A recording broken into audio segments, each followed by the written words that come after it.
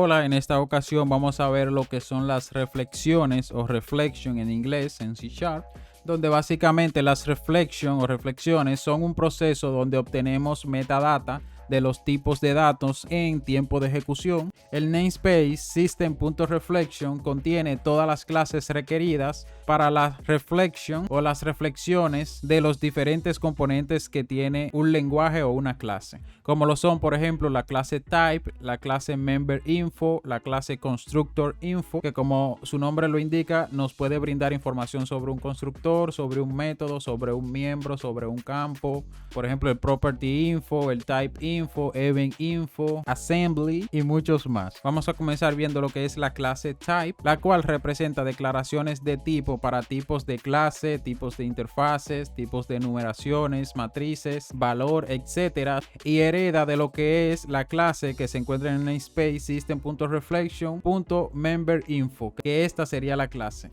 Algunas de las propiedades que tiene la clase type, las más importantes son, por ejemplo, attributes, base type, full name, is abstract, is array, is class, que como verán, esto es para verificar si el tipo que estamos consultando en este caso es una clase, es una enumeración con isEnum, si es una interfaz con isInterface y así sucesivamente. Si es pública, por ejemplo, con el método isPublic. Si está sellada con el método, por ejemplo, isZero, que vimos en videos anteriores. Si es una clase serializable con isSerializable y así sucesivamente. Más adelante vamos a ver algunos ejemplos de estos métodos. No todos, ya que son bastantes y el video se alargaría demasiado. También tenemos métodos para obtener los campos como getFields, getMembers, getMethods, entre otros. Entonces, para probar esto vamos a iniciar creando lo que es una variable de tipo entero y vamos a hacerla igual a un valor numérico cualquiera. Y para acceder a esto lo que vamos a hacer es crear una variable de tipo type, que como ven está en el namespace system,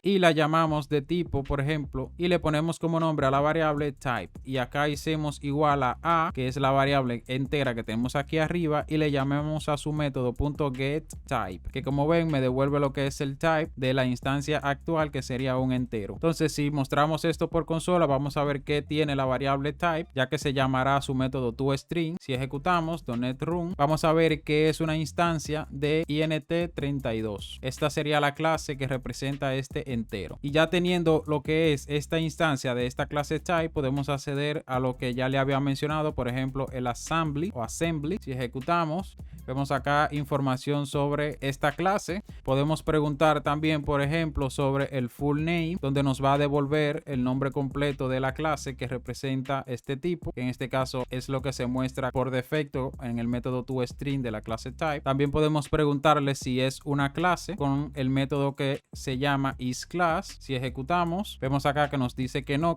es una clase. También podemos preguntar si es una enumeración. Cabe destacar que cada tipo de dato podemos llamarle su método getType y a partir de este tener toda la información relevante a esta clase, en este caso la clase entera. Y esto es lo que se conoce como reflection, que es acceder básicamente a toda la metadata de una clase, como por ejemplo si queremos obtener todos los métodos que tiene una clase, cuáles parámetros tiene un método o qué parámetros tenemos que pasarle a un método y así sucesivamente. En este caso podemos preguntar también si es una enumeración. Ejecutamos, nos dice que no y así sucesivamente. Tenemos métodos también para, por ejemplo, interface, si es abstracto, entre otros. Otra forma, en vez de crear una variable, lo que podemos hacer es devolver con una función que se llama typeOf, que ya la hemos visto, es devolver acá el type a través de la función que se llama typeOf, pasándole como parámetro el tipo de dato. En este caso vamos a probar lo que es el system_string, que si por ejemplo mostramos acá el tipo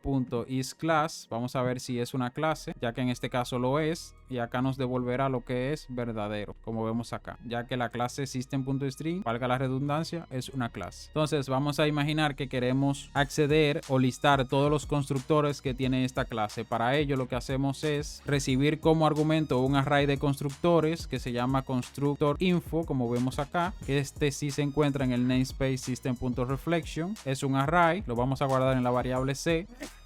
Y a través del tipo de dato vamos a acceder a lo que es el type.getConstructor constructors, como vemos acá. Y esto nos va a devolver lo que es un array de constructores. Si le damos acá, tenemos una sobrecarga del método que no recibe parámetros, pero también podemos indicar acá lo que son algunos parámetros para filtrar los constructores. En este caso lo voy a dejar vacío y vamos ahora con un for each a recorrer dichos constructores, que se llame por ejemplo co de la variable c, y acá vamos a imprimir el co.name, que va a devolver el nombre de dicho constructor. Vamos a comentar esto acá y si ejecutamos, vemos acá que nos devuelve todos los constructores que tienen. Nos los muestra de esta forma, ya que como saben los constructores tienen el mismo nombre de la clase, o sea que es un poco redundante que imprima acá siempre string, pero si queremos algo más detallado podemos simplemente que llame a su método toString del objeto co, que es un objeto de tipo constructor info, y nos va a devolver lo que es, como vemos acá, todos los constructores, pero esta vez indicando acá los parámetros que llevan cada uno, que como ven son todos estos. Vamos nosotros a crear una clase para ir probando también, que se llame por ejemplo student. Acá vamos a crear un constructor sin parámetros. Vamos a crear acá otro constructor que lleve un parámetro de tipo string que se llame name, y ahora vamos a probar con esta clase. Acá lo he puesto con mayúscula y es con minúscula, entonces vamos a probar en vez de string, vamos a probar con la clase student. Entonces si listamos los constructores de esta clase y ejecutamos,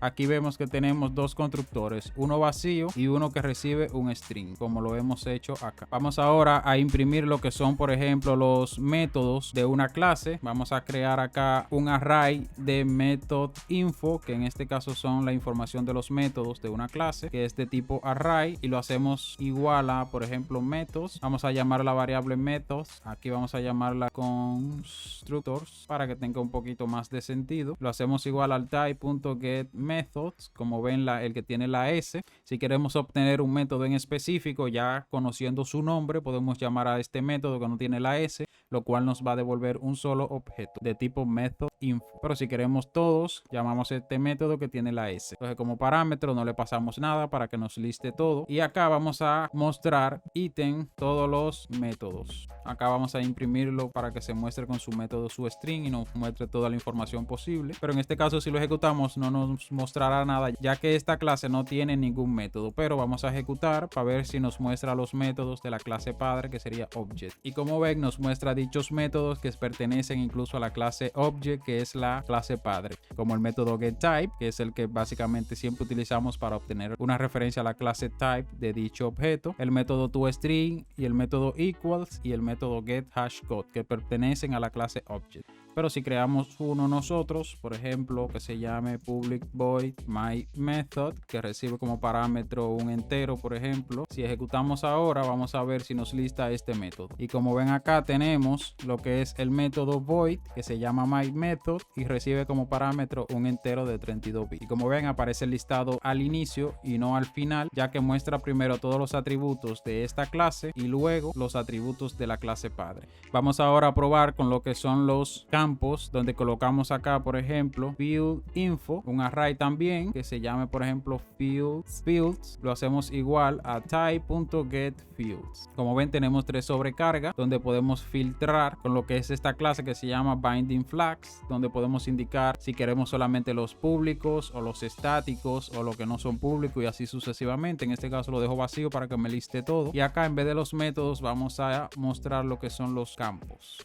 Si ejecuto, vemos acá que no nos lista nada ya que no tenemos ningún campo, pero si creamos uno, por ejemplo, uno de tipo string que se llame name, entonces vamos ahora a listar lo que son los campos. Como ven tenemos acá un campo, y si ejecutamos .NET Run, vemos acá que nos indica simplemente que el campo nombre no se está utilizando, pero tampoco nos los lista. Esto es simplemente porque si llamamos al método getField, vamos a ver acá una información importante y nos dice que retorna todos los campos que sean públicos en este caso. O sea que si venimos acá y le decimos que este campo sea público, ya que por defecto son privados, lo ejecutamos y ahora sí nos lista las propiedades o los campos, perdón, en este caso. Vamos a crear un nuevo campo que sea por ejemplo public int de tipo entero que se llame id. Si ejecutamos nuevamente, vemos acá que tenemos un campo de tipo entero llamado id y un campo de tipo string llamado name. Vamos a probar unos métodos más, por ejemplo el de property info, que sea un array que se llame properties, y lo hacemos igual al tipo get.getProperties. Cerramos acá y acá vamos a cambiar esto por properties y vamos a ver que nos lista. En este caso no nos va a listar nada ya que no tenemos ninguna propiedad, pero vamos a crear una, por ejemplo public. Recuerden que el método por defecto solamente devuelve lo que es los miembros, en este caso una propiedad pública. Entonces, para crear una propiedad lo hacemos de la siguiente manera, que se llame, por ejemplo, public daytime. Vamos a probar este tipo de datos y la propiedad se va a llamar, por ejemplo, created